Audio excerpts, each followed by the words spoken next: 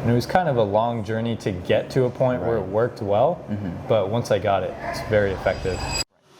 All right, guys, welcome back to Meet Match Chess episode 2. You guys might have recognized Aidan from the last video. We're just running it back again, kind of in this new format. He's one of my main training partners, so thought we'd just get him back on here for this new installment.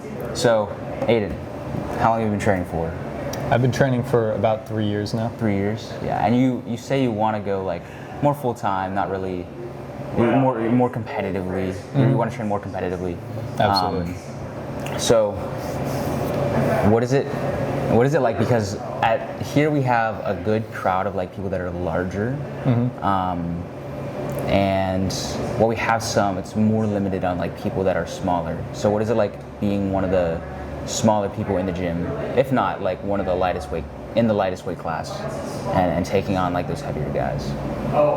It's hard, but I think that I'm honestly really glad for it because I think that I can always bulk up later. Yeah. But it's made me be very precise with my technique, and I think that that's given me a lot. I feel like that's something that's like pretty commonly said in jiu-jitsu. It's like the higher your weight is, the less technique you use, because a lot of times you can get by with strength, but the lower you are in weight, it's like the more technical you are forced to be. Do you feel like you experience that within like your training? Yeah. So like what kind of techniques do you think kind of you gravitated towards because you're a smaller person? Initially, I gravitated towards quick movements like headquarters and out pummeling people. I ended up gravitating towards pressure passing in the end, and it was kind of a long journey to get to a point where it worked well, but once I got it, it's very effective. So that's pretty interesting, because I feel like smaller people, they gravitate more towards like the fast movements, like outside passing and like being very flowy and very transition oriented, whereas you kind of went down a more big boy move pool, which is like half guard and pressure passing. So like is there anything like you can, if someone's watching this where it's like they're also smaller and one of the smaller people in your gym, how did you develop a pressure passing game as someone that doesn't really have the size that most pressure passers have?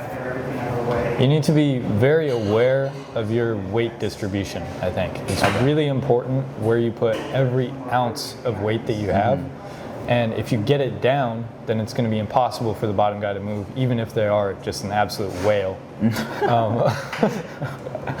I can put, pretty close to 90% of my weight in one spot, like just into a cross face, and keep somebody right there. Right? And I think that just spending the time to really figure out where my weight is really paid off in the long run. Yeah, and I think that's really important too. It's like one of the concepts that I use whenever I'm teaching people like how to apply pressure. It's like if you put a piece of paper on the wall, you don't have to like put pressure everywhere. You just have to staple the top, right? And then it's stuck there. I think that kind of applies to the same thing with like jiu-jitsu and like trying to staple people on the mat. And that's also like I've been moving more into pressure passing and just positional control.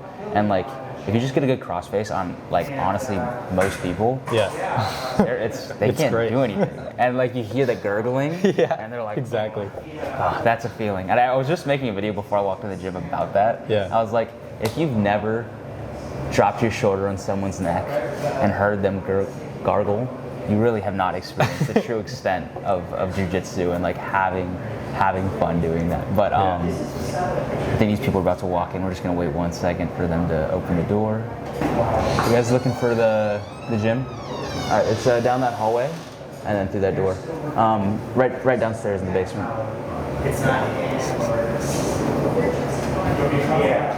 So something cool about this gym. So upstairs we have a coffee shop. I'll show you guys there. It's pretty cool. And then downstairs is actually where we train, and we have jiu-jitsu, Muay Thai, boxing, wrestling, and it's pretty cool because like you can go downstairs, train, and then you come up here and then you like get coffee and stuff. Have you taken advantage of that a lot? I have. Yeah, I know I have. What's your coffee order? I don't know. Black coffee. He's basic. White chocolate, lavender, 12-ounce iced latte. That peppermint thing you made me get was pretty damn good. Yeah. Have you been able to make your way around and go to other gyms with anything like unique about them, or what's been something cool that you notice about other gyms when you're traveling? I love the community. People really take you in and will try and teach you their best stuff when you visit new gyms. My last gym was just in an apartment building, so that is true. There, it was like an old movie theater. That's actually the first time we met. Yeah. So Aidan used to train at a different gym. He actually moved to mat chest somewhat recently, technically, because 6 months. Yeah. But I remember looking for your gym because I was taking another buddy who was first starting, and he was like in that area, and we were like trying to figure out what this place was, and it's in some like super old abandoned apartment building. They've moved since then. Yeah, they have. They have, but yeah, much it was nicer place now. But I remember my first day meeting Aidan, and I was like, I'm gonna mop this fool. And then did you ankle lock me? I think I did, yeah, a few times. It's not like that anymore. I mean, within the last Oh, week. really? So I we gotta get some film of class later.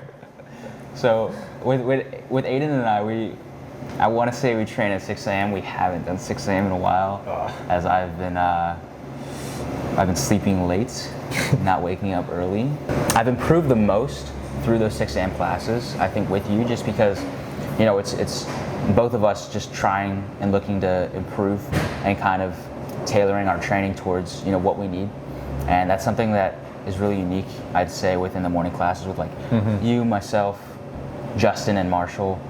Yeah, I really think it's those 6 a.m.s, just getting to work on our weak spots, and spending a lot of time on the mats. You know? Yeah. Training twice a day. Yeah, a lot more mat time than once a day. So. And one day soon we're gonna get back on that grind. We've been out of it for a little bit. But do you have any other trips planned for jiu-jitsu, or like, are you looking to compete at any big tournaments coming up? I'm looking to compete at the Rev on the 20th, I believe. Or is it the 19th? Somewhere around there, yeah. Yeah, so 19th or 20th. The Revolution is like the big tournament in Washington.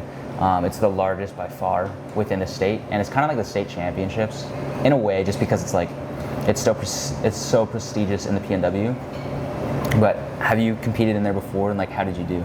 I have, yeah. I've done pretty well. I've medaled almost every time. I think we're going to shoot for double gold this time. Yeah. How do you feel like have you competed at ADCC before? I have, yeah. How do you feel like the competition stacks up between ADCC and the Revolution? I think ADCC was a little bit tougher. I think a lot more guys were traveling to get out to it. Right. But it's very close, especially the no-gi at the Rev is really high level, typically. Yeah, I'd say the same thing. Like, for my first time at the Rev, I did like a higher weight class where I went into like the 185, and then I won. But then I went down. Really? Yeah, I went to 155. Did you win? I actually have 2 weight classes. Oh, yeah. And I got silver. But then I went back down to my current weight class, and I lost. Yeah, and it's harder. Dude, it's like, dude, what's going on? So I guess back to what we're saying, where it's like the, you know, us being like smaller or like kind of growing up in that smaller weight class, being able to develop our technique a little more, and then going up to the higher weight class where people aren't really as technical. Yeah.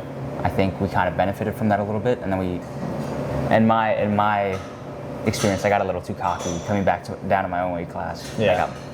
I got armbarred twice, so unfortunate. But Dan got you, huh? Dan did get me. Dan got you. Dan actually. That was beautiful. So there's this guy named Dan. He's one of my biggest rivals now. He almost armbarred me in our first match at the Rev. Yeah. And like I was literally grimacing and like my arm was hurting so bad, but I escaped it and I won. And then the following Rev, he caught me in an armbar. So Dan, I'm coming back for you one day. But yeah, I think we'll wrap it up there. Any last things you want to say about training or jiu-jitsu or? I think that wraps it up. That wraps it up. All right. Well, guys, this has been Aidan joining us for the second installment of Meet Match Chess. Thank you guys so much for watching. If you guys want to come train, we're located here at 5500 35th Avenue, or just look up Seattle Sunshine Match Chess MMA. We're in the basement. Come train, and we'll see you guys in the next episode.